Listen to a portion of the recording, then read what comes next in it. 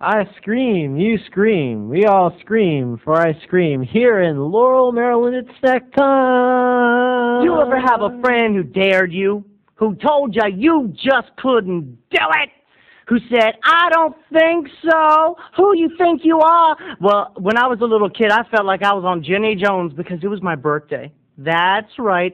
It was my my 8th birthday party. And back in those days, kids, and for people who may be a little younger than I, we had a little restaurant called Farrells. And if it was your birthday, it was like a law that you had to go to Farrells.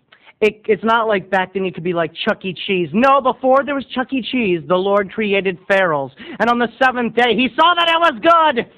Anyway, so it was Farrells, and it was before Nigger White Opie and Nigger White James were Nigger Whites. They were still inseparable and still wore little tank tops and had little crew cuts. But back then, they were maybe slightly more innocent. And Cousin James's voice was still high. Hey, Terry, what are you doing? Hey, Terry. Hey, Terry. So we were all hanging out in Farrell's, including my brother, and including Mom and Dad, and even Grandma, and that girl Mona Morshed who had the little crush on me.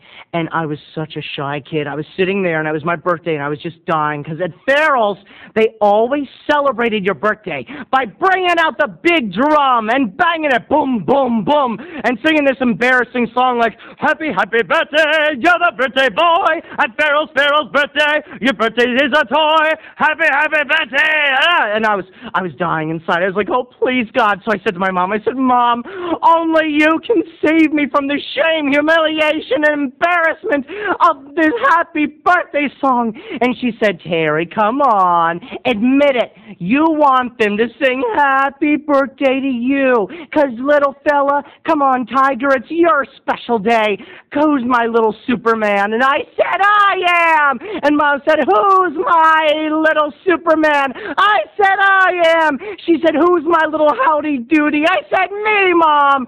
And she said, I think Terry should eat the glob. Oh, no.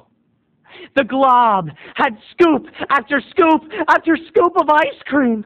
I was a little kid, a little slight twig of a thing, and there's no way I could eat the glob. But if you could eat the whole glob by yourself and finish off the glob, which made the sundae, the banana sundae, look like nothing, like a raisin in comparison, then everyone got to eat for free. That was a lot of pressure for a young snack boy.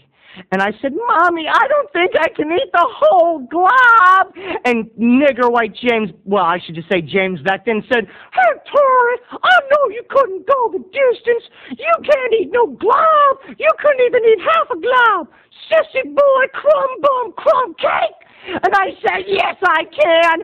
Oh, James, I could eat the glob. I am more man than you'll ever be. And Charlie said, I don't think you can eat the glob. And my brother said, brother, admit it, brother. You can't eat the glob, brother. You can't go the distance, my brother.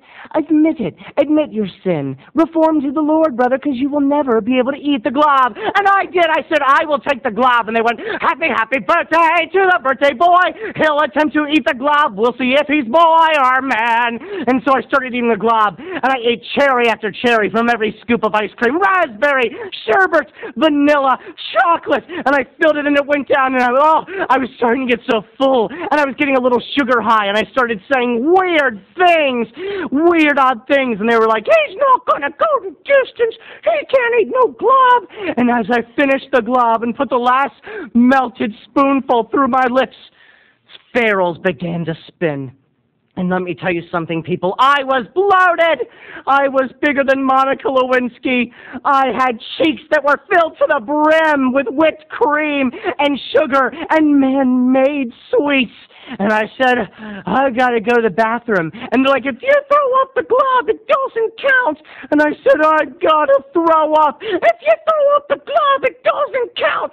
I said, it does count. I ate the whole thing. If you can't hold down the glob, you ain't no cousin of mine. And with those words, I said, well, I'm just going to go to the bathroom then. And I stood up, and I started to walk down the hallway that led to the bathroom. And anyone who knows Farrell's knows that the hallway that leads to the bathroom is a swirling pattern of designs that swirls like a kaleidoscope. I felt like Jimmy Stewart in Vertigo.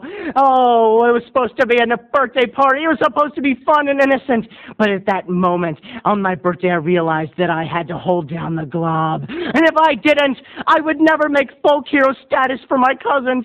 I wanted so much just to be respected. I wanted so much just to be loved by them. So Cut. oh,